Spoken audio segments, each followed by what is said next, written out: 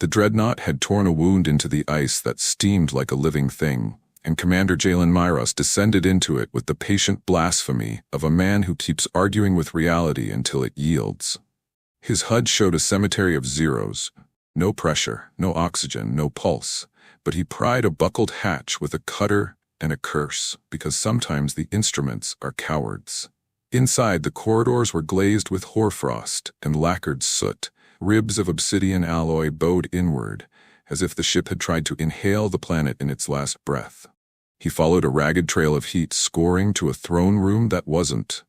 An audience chamber snapped in half, banners cooked to lace, and there, under a fallen pillar, something made a sound that was not machine. He dropped the cutter, braced his boots, and heaved until the stone shifted a violent inch. In the shiver that followed, a gloved hand slid free, fingers shaking in the involuntary grammar of the dying. The face beneath the shattered visor was not supposed to be alive, and certainly not supposed to look at him like that. Violet eyes steady, not pleading, as if they were cataloging his soul and finding it passable. She spoke a phrase that his translator refused to own, and then tried again, the second attempt smaller, more human. "Do not leave." He wrapped his hands in torn cable, set the makeshift sling beneath the pillar's lip, and hauled until a tendon in his forearm sang like piano wire. The pillar tipped, caught, and he slid her free in a shower of ice shards that rang like cheap bells. Her armored robes were charred in scallops, the crown half melted into her braid, the left pauldron fused to a length of beam. He cut what he had to, apologized to what he could not save, and bled quietly where jagged metal taught him humility. When the wreck groaned and shifted its weight like a drunk deciding to stand, he threw her across his shoulders and ran bent-backed through a maze he no longer trusted, tracking by the memory of a flood path and the simple instinct that light meant exposure. At the lip of the crater, the storm caught him full in the face, needles of ice driving sideways, the sky strobing with the sullen pulse of failing power, and he locked them both to a piton just long enough to make their breaths agree on a rhythm. She clutched the seam of his jacket like a boarder, not with panic, but with the possessive steadiness of a commander who has chosen a hill. When he finally stumbled them behind a ridge where the wind forgot to shout, she sagged forward and, absurdly, apologized for bleeding on him. He laughed once, a short, cracked sound, because the universe had just tried to return her to myth, and he had refused. He patched what he could with field foam and the last of his heat packs, tucking one against the juncture of her neck, where pulse and machine argued, and when her eyelids fluttered he said the two most useful words in 3 languages. "Still here." She tried to sit.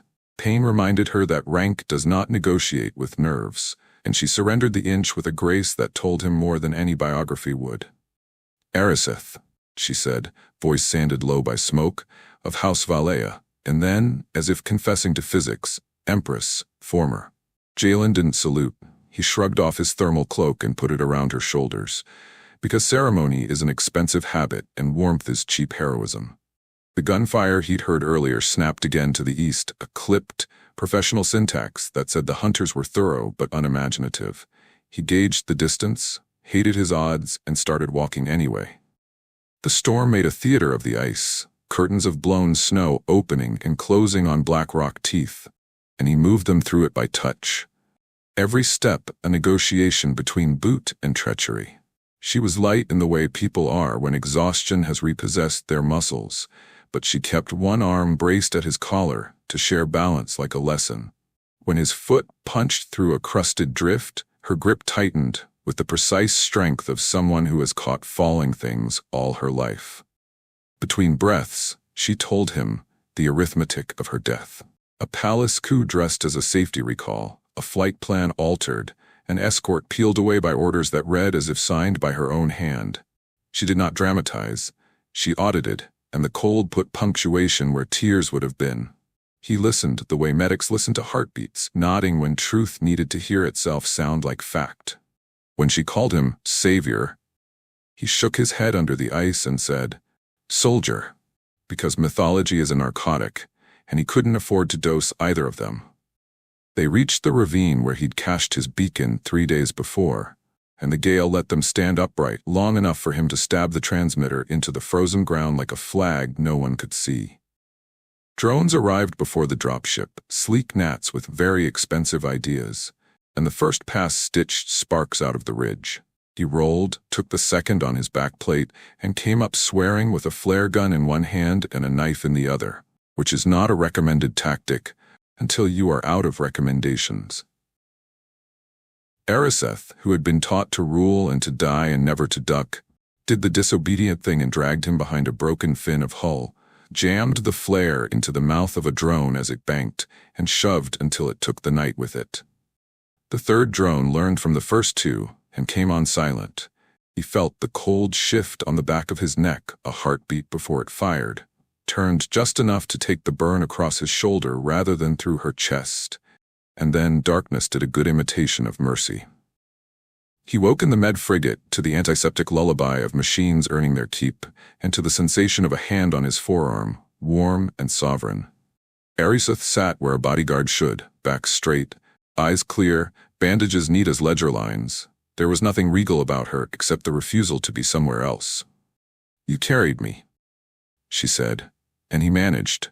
"You walked," and they both let the truth live in the overlap. Hunters had broken off after the last drone. The dropship had threaded the storm by the sort of piloting that gets you a drink for life in certain bars. The wreckage had finished collapsing into itself, neat as a legal fiction. She told him then, without music, that she had invoked Terran asylum and burned what bridges remained on purpose. He told her the only part of his biography that mattered, which was that he believed in triage as a philosophy. When she added, after a long breath, "My empire tried to end me," he answered equally precise, "Then it is unqualified to own you," and the ship, judicious, chose that moment to chime a mundane reminder about fluids, as if to formalize the agreement. The med frigate drifted in a safe, anonymous orbit, while its corridors hummed the practical music of recovery, and Jalen woke to find Ariseth reading a screen full of laws so old they might as well have been carved in bone. She didn't preface or plead. She simply laid the truth on the blanket over his knees like a sidearm set between allies. The Tyr Dominion had declared her dead the moment the coup succeeded, which made any claim she had to the old throne a costume. Useful for frightening children, useless for governing adults. "I won't climb back into a chair that tried to kill me," she said, the bandage at her temple catching the light like a pale new diadem. "What rises next will need hands, not a crown. Yours among them. I can break the seals that bind worlds to a bloodline. I can transfer the residual authorities to a charter you write. Take it and give it away." He laughed once, because reflex makes comedians of men who've seen too much. "You think I pulled you from a tomb to become a king of paperwork," he said, flexing the repaired shoulder and finding it obedient enough. "I'm a medic. I triage.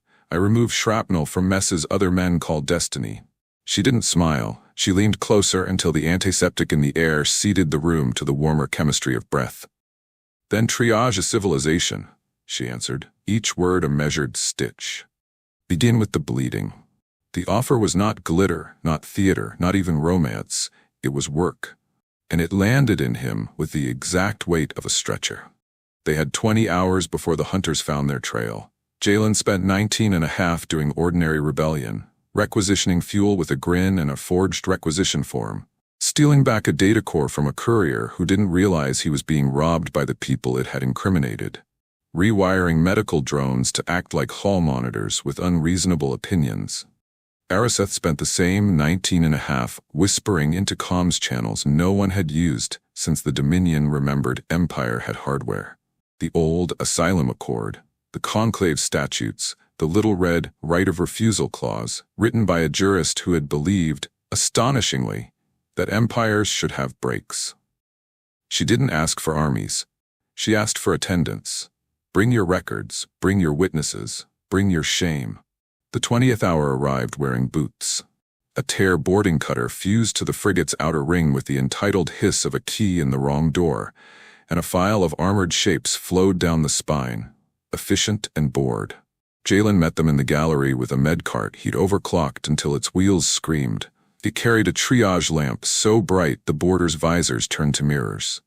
He drove the cart straight into the point man, flipped it, and rolled under the strobing light, while the drones he'd drafted into service released a blizzard of adhesive patches that glued 3 helmets to the deck like embarrassed mushrooms. Someone shot the lamp out, and the corridor went honest dark. A baton kissed his ribs, his knife answered in the polite, workmanlike dialect of men who mean to live. Aerosith did not hide behind bulkheads. She strode into the chaos, picked up a fallen loudhailer, and addressed the invaders by rank and family name, because the coup had taken her throne, but not her memory. "You are obeying orders printed with my stolen crest," she said, voice amplified and bare. "Stand down, and your oaths follow you into the future. Continue, and you become the footnote of men who never learned to read." 2 lowered rifles. One did not. Jalen took that one's wrist in a lock that had broken a dozen fights cleanly and urged the man's knees to discover the floor. "We're done bleeding for liars," he said, letting his voice carry down the corridor to where the second file hesitated. He didn't enjoy the moment when the cutter's commander ordered a retreat. He only filed it beside all the other times men had remembered they were permitted to choose. They jumped system an hour later in a battered supply barge that listed when it accelerated and smelled faintly of onions. On the way out, Aerosith sat cross-legged on the deck with a portable transmitter in her lap and recorded a proclamation that would have been treason yesterday and public service tomorrow. She gave up the legal fiction of her title in a sentence the law would recognize, then described, in words boarding parties would, the shape of a government that would never again need a blade to prove it existed. When she finished, she exhaled like the end of a long sprint and looked at Jalen as if waiting for a medic to say, "You'll live." He didn't. He said, "We'll build." And only after their barge slid into the shadow of a mined-out moon called Eleron's Hollow did he allow himself to be surprised by how much he believed her. The hollow was a seam of rock wrapped in stubborn habitats and joined by latticework walkways that trembled with the footsteps of people who had learned to be careful without being afraid. They gave the barge a berth, and the newcomers a bowl each. Thick stew tasted like grace and bad budgeting, and listened to Aerosith without bowing because their backs were working backs. Jalen stepped off the ramp and found himself called without ceremony to fix a pump that coughed like a lifelong smoker. Before the day ended, he had set a bone, taught an 8-year-old to tape a valve properly, and accepted 3 invitations to argue regulations in rooms with low ceilings. At night, he and Aerosith unrolled a sheet of thin metal and sketched a constitution with a grease pencil. No throne, no scepter, no hereditary anything. Emergency powers limited by hours, not men. The right to refuse unlawful orders, impressed into the citizenship oath like a signature. He signed it once, in pencil. She signed it twice, in ink. In the morning, the hollow added its name below theirs, as if to say, "We'll see if you mean it." News travels along the veins of a galaxy like heat through metal. By the 3rd day, defecting captains were drifting toward the hollow with their ship's transponders turned off and their pride turned down. By the 5th, the Dominion's remnant had triangulated the haven and arrived with a fleet shaped like revenge. Jalen stood in the observation ring with a cup of truly terrible coffee and watched the tactical screens fill with angry geometry, while Aerosith, standing beside him, tied her hair back with a strip of gauze that still smelled faintly of medbay. "This is where you ask me to stay below decks," she said without looking at him. "This is where I ask you to pick your battles." He answered, tapping a knuckle against the glass exactly where the enemy's forward line would overcommit to a kill they had been promised. Then he looked at her, and the answer they built between them was not a command, but an agreement. Neither of them was going to watch the future happen from the wrong room. The first choice was not where to aim the guns, it was where to point the food. Jalen diverted power from the hollow's outer lights to the kitchens and the pumps in the med bays, because cities that survive bombardment do so one boiled kettle at a time. He turned ore cranes into rail throwers, mounted on gimbals that groaned when you asked too much. He chained cargo nets across the widest corridors and called the arrangement a mobile bulkhead until everyone else did. He broke the seal on a warehouse of defunct mining lasers and rewrote their controls so they would sweep the vacuum with a farmer's patience instead of a duelist's pride. Arisith stood on a loading dock and spoke to the dock hands not as subjects but as partners, laying out in plain language who would cut power if a reactor ran hot and who would take command of an airlock if comms dropped. The only order she gave twice was the only one that required it. Rescue pods first. The Dominion's remnant arrived in tight formation, their hulls polished and their intent unambiguous. They opened with a salvo calculated to terrify. The hollow answered with dust and laughter. Decoy beacons bloomed into false signatures that turned the approach vector into a maze. Roped together cargo pods tumbled like slow planets through the lanes. Sensor techs had sworn were clear. A defense ring of repurposed harvesters spat junk fast enough to make respectable admirals swear. When a bombardment tried to rake the habitat spokes, the old cranes swept out and caught the blast in a glittering shield of slag that turned physics into bright snow. Jalen kept his voice low over the net. A rhythm section, counting off timing for burns and braces, the way he had counted compressions in rooms that smelled of smoke and pennies. Boarding shuttles got through, because perfection is a bad commander. On the mid-spoke, 6 troopers in the Dominions lacquered black through a hatch and found themselves in a corridor with a floor that moved like a tide. Children had played there that morning. Now the corridor was a belt. The troopers tried to plant their feet and discovered their feet had other ideas. The mobile bulkhead rolled forward. A wall of netted crates waited with honest ore, and Jalen, harnessed to the frame with an old climber's grin, rode it in, shouldering one trooper into another in a moving scrum that knocked professionalism out of armor. Arisith flanked them with a dozen residents who wore maintenance badges and sleeves pushed to the elbow. She didn't shout or posture. She said, "Down," in a voice that had once signed decrees and now signed truces, and 3 helmets hit the deck because the body has its own memory of how to obey. In orbit, the fight found a different shape. A carrier from the remnant tried to swing its broadside across the hollow's dark side and met a gravity shear Jalen had mapped from the moon's mined-out core. He let the carrier hang, wobbling, and then pinged it with a message pronounced slowly enough for an admiral to understand.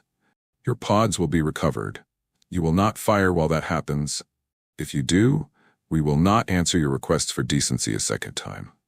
Ariseth added her own transmission, not to the carrier but to its crew, naming the traditions their commander had used to justify the coup, reminding them those laws had been written to save citizens from floods and fires, not to frame convenient deaths. There's a frequency at which dignity becomes contagious. Somewhere in the carrier's belly, a junior officer refused to pass an order along. Somewhere else, a chief of deck operations knocked a targeting screen askew and walked away before he could be asked why. Down in the hollow, the battle became the work of minutes and meters. A pressure door stuck, and Ariseth bucked it with a shoulder that would bruise later. A child cried at the wrong time, and Jalen lifted her to his chest without breaking stride. A coolant line sprayed the corridor with bitter fog, until a miner with old lungs and sturdy hands found the right valve by listening.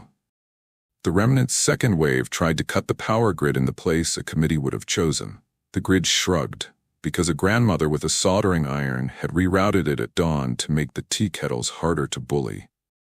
When a trooper raised a weapon in a stairwell crowded with civilians, Ariseth stepped between muzzle and faces and said a single word in the Dominion's officer cadence, not an order, an instruction, older than her birth. "Witness." The weapon lowered. No novel has a better ending for that scene, and none is needed. They did not win so much as they ran out of reasons to lose. The remnant broke formation, not in panic but in reconsideration. Ships peeled off in querulous arcs and pretended their captains had received better orders for more polite planets. The hollow stuttered, recovered, took stock. Jalen called a roll the way he used to after a town's worst day, thinking he would hate the math and finding that he could live with it. Ariseth stood in a docking bay and addressed, through a pane of scratched glass, the first captured officer he had ever seen look seasick without water. "You will be fed," she said. "You will be treated, Your testimony will be taken as if you were human, because you are." The officer began to cry and made no sound doing it, as if politeness could keep this too from becoming paperwork. When the smoke faded into the regular gray of a working sky, the hollow did what good towns do after bad days. It ate. Jalen set his cup on a crate and let the heat argue with his bruises. Ariseth accepted a bowl she did not need and finished it because gratitude is nutritious.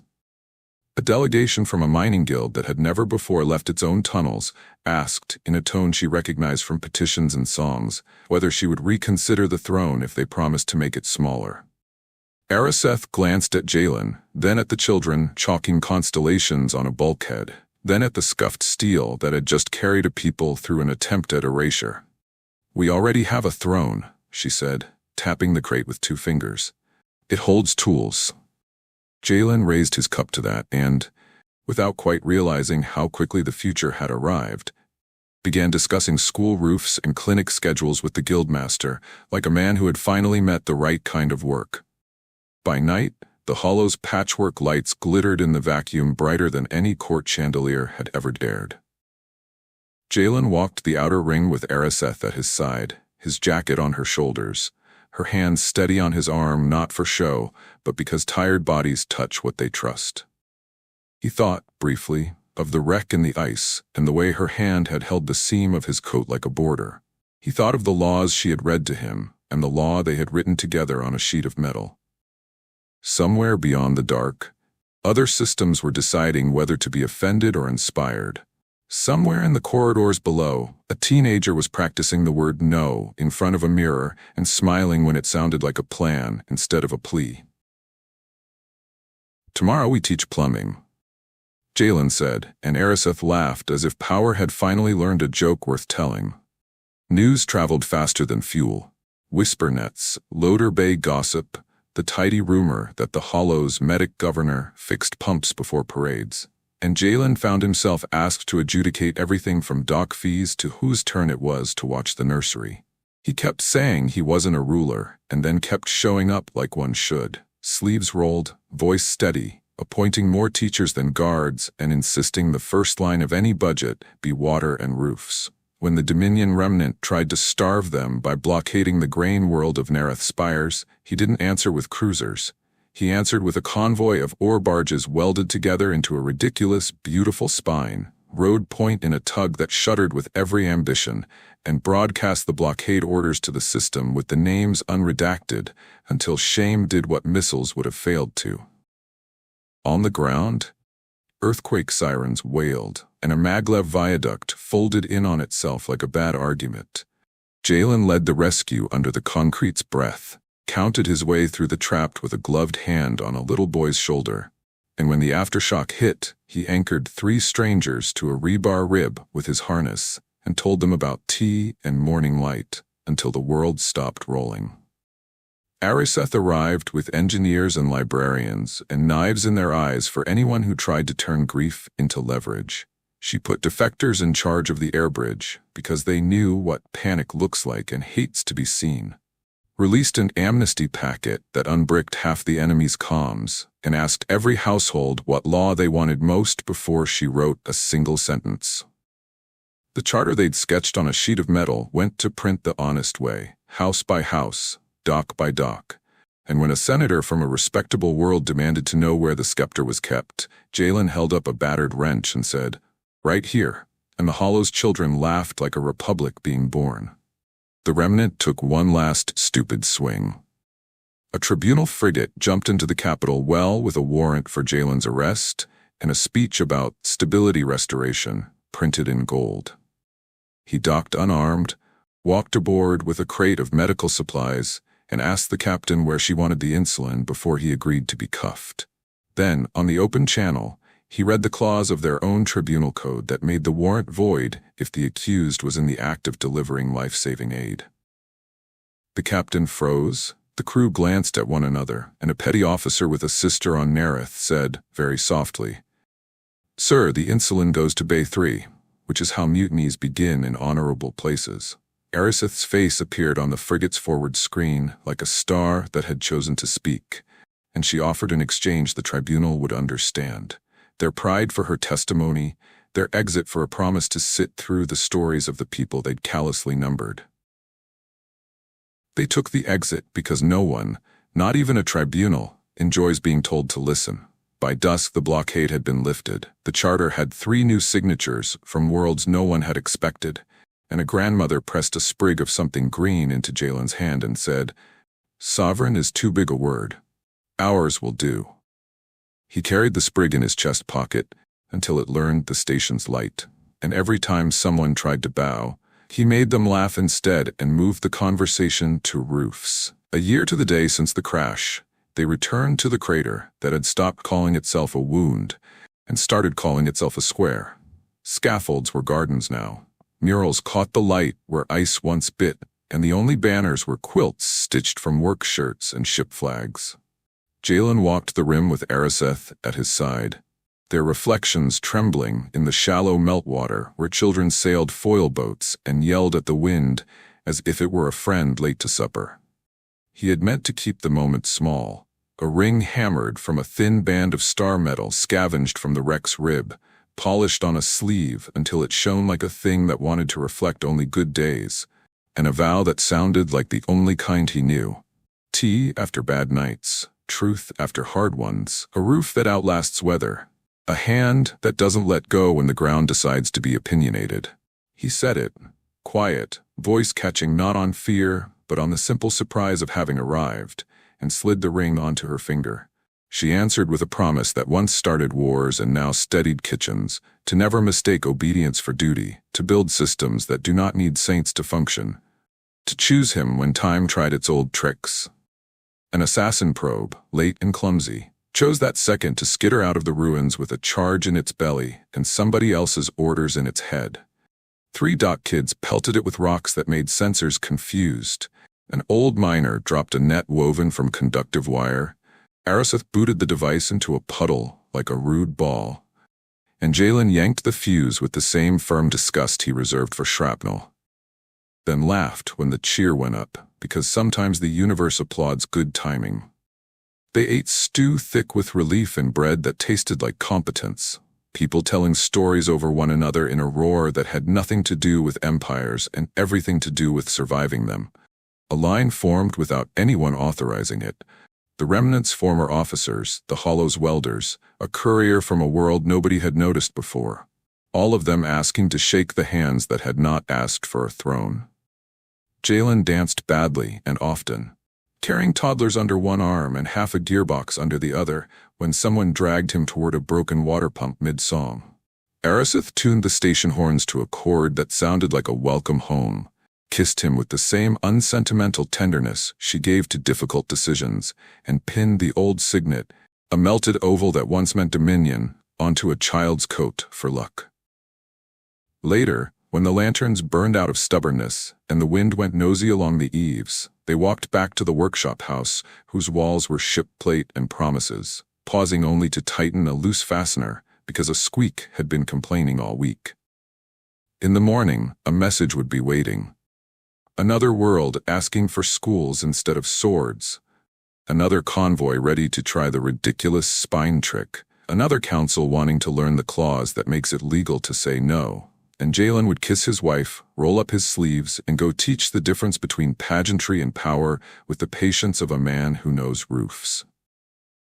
Above them, the stars pretended they were distant and impartial, but the crater knew better, the hollow knew better, and the children, loud, relentless, unseduced by thrones, knew best of all. The empire she offered him had become a place where you could grow up expected to help. And that was worth keeping.